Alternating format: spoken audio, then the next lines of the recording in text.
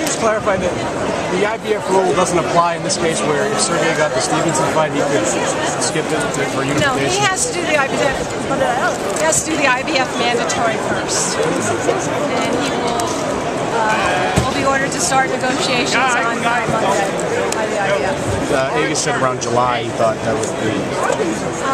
Yeah, I'm not sure what the deadline is. It'll be in the summer. You want to do that here, or is there a thought to doing it in Russia? Is there anything? There are thoughts of doing it in a few places. That's what we have to do. What did you think of what you saw tonight? It's a very exciting fight. But if your heart was in your throat when the knockdown happened against Caparello, what was going through your head when he was shaking? The fight fan in me was going, oh my God, this is a great fight. And after the first two that had looked really good on paper and looked like crap on canvas happened, I was just happy we had a good fight. And the give and take, I know Sergey's chin is a lot better than people thought it was. When I saw him take Darnell Boone's best shot the first time he ever fought for us, I knew I was going to have to worry about his chin. And I knew he was going to overtake him eventually. But of course, every time you see those punches flying, and look, he was moving away most of the time. He blocked some of them. You have the crowd screaming and yelling every time Adonis is getting, hitting him, and then every time Sergey is like missing by this much, I'm figuring sooner or later he's going to hit that, that Sunday punch. A nice Freudian slip there, calling him Adonis. That was a Freudian slip. Oh my God. I know he'll stop him too.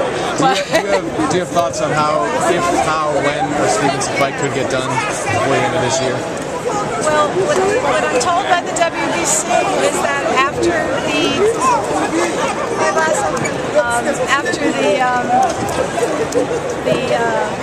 the fight with Momedi, the WBC will order, if Sergey wins, will order Sergey to negotiate, order us to negotiate with Stevenson. Or I should say Stevenson will be ordered to fight Sergey. So that will start the clock right after the fight happens with Momedi. It goes through there. It's usually a period of 3 to 4 months before the fight has to occur. So yeah, it could happen by the end of the year. You've had Sergey fighting very often. Given the fact that he did take more punishment tonight than I've seen him take, do you think that he needs a little bit extra rest after this? Is that something that's going to need to be decided later on? He has a mandatory, and he's going to have to do it in the time period he's been given. What's the deadline for that? I forget. It's somewhere in either June or July. Okay. How does he feel? Sometimes you have fighters that love belts, sometimes you have fighters that are indifferent to them. How does he feel about the whole belt concept? He loves the belts. When Sergey won his first world title in Cardiff, he asked, I was waiting with him to do an interview with the BBC or somebody.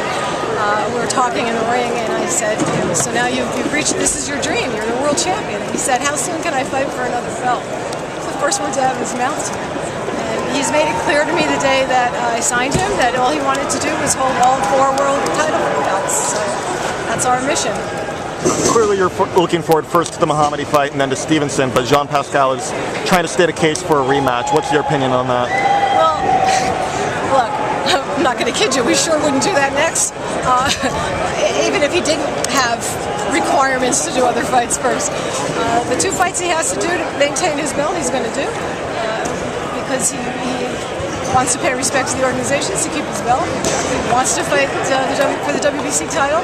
That's the next one. And after that, obviously at some point in time, a rematch is absolutely called for. I don't think there's any question about that. Look, Pascal fought like a warrior. The warrior he is. It's what you're supposed to do in the sport. And I always say, like, my best result is a fight where everybody says, hey, I want to see both of those guys come back again. And we got that tonight. And I think that's great for both fighters. And Pascal absolutely proved that he should be back on TV again, and he should be back he should stay in the mix at light heavyweight. He's tremendous. Was his experience, your experience in Canada in this type of environment, a positive one? Did he take away that he'd come back if the money was right? We loved it here. We had a terrific time here. The people from Interbox are one of the, not to insult anyone else, it was great to work with, but they were astoundingly wonderful to work with. We had no bumps in the road. We had no discord. We were talking the other day about how hard it's going to be enemies when the fight starts, and we really weren't. We were rooting for a great fight, and we both got that. This facility is beautiful. This town, the crowd, the fans here love boxing. It's so good when you're talking to the guy who, the waitress in the hotel, and she's talking intelligently about boxing. She knows everything. Everybody here knows. So we want to come back here. And the presentation, the way the show was presented, everything about it was first rate. Love it. I understand when you say that you're not in any rush to face Pascal again, never mind the mandatory obligations, but would you mind expanding on the comment where you're saying, oh yeah, absolutely not the next fight? Yeah, that was a really rough fight. I would go do that immediately. My God. I'm not going to pretend. And we already have an obligation, so I really don't have to wrestle with that. And I will be very happy to avoid that wrestling match at the moment. But we will. But to say, will they ever fight again? My gut feeling is they probably will. Does that mean that a Muhammadi fight is actually easier for Sergey than a rematch with Pascal in your eyes? It's the fight he has to take next. That's a political answer. Take it. Yeah. And it's going to be hard to find someone tougher than Pascal. So I don't. Muhammadi will have to find out how tough he's going to be.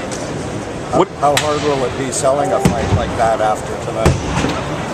I don't think it's hard. It's going to be hard selling Sergey Kovalev. My God. All he tries to do is close the show with every single punch he throws. The excitement is there, just like it is with Golovkin. Look, every fight he fights, you don't get to fight your match every time you get in that ring. But you want to come out and see guys like him, because they make it fun. Is there going to be a post-fight presser? Yeah. Okay, because I had other questions, but I didn't want to monopolize your time if you have to get back there. I'm just curious what you thought about the Cunningham-Glasgow fight and the scorecards.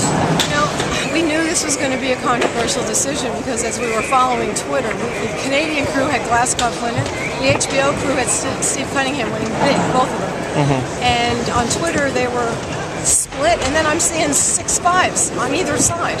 So whenever you get a boxer in there, a really skilled boxer in there, fighting a guy who's throwing big punches, you get a controversial decision. Because some people want to see the guy who's throwing the punches. Some people appreciate what the boxer's doing. And no matter how that fight had been called, somebody would have been unhappy. What kind of case do you feel that Glasgow made for contending for the heavyweight title? I'm going to add on to that. A lot of people feel that he's gotten the beneficial decision 3 times now, with some people who felt that Cunningham deserved to win tonight, or at least didn't have it as far as the scorecards were.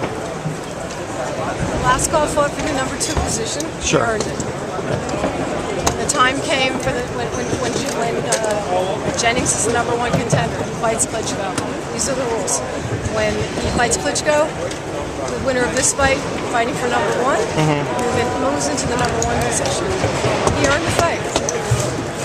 Do you still want to see him grow more as a fighter from what you saw tonight compared to where he'll need to be to face a heavyweight title holder? Well, he has the luxury of about a year before he's going to actually have that fight. So yeah, of course everybody can improve, and of course he has room to improve. He'll have a year to do it. You don't figure out what the hell happened to Golovkin? No, I cannot even begin to explain that. It was like all over the call type stuff in there for a while. You saw him before. It's good. That fight on paper looked like we thought it was going to just be like the sleeper of the night. It's a terrific fight. Sometimes that's why they fight him on canvas. Sometimes they just don't come out quite as well on canvas. And then, look, everybody was picking Pascal. People were expecting it to be easy, which was a mistake. But that turns into, the brawl. That's why you fight him on canvas. You can't always predict. Sometimes we get lucky, and sometimes we don't. On that Levikin, we just didn't get lucky. I don't know. We'll give it our best shot going in. Thank you, Good main event. Thank God. Hey, Kathy, there was no talk. I'm sorry if you answered this already. There was no talk with Stevenson at any point tonight by your side, or I didn't think so, but he was around, so I had to ask. Too busy trying to calm my heart down. He was too busy what? Trying to calm my heart down to catch my breath and to negotiate. Yeah, that was the question that I wanted to ask. All right, let me in the present.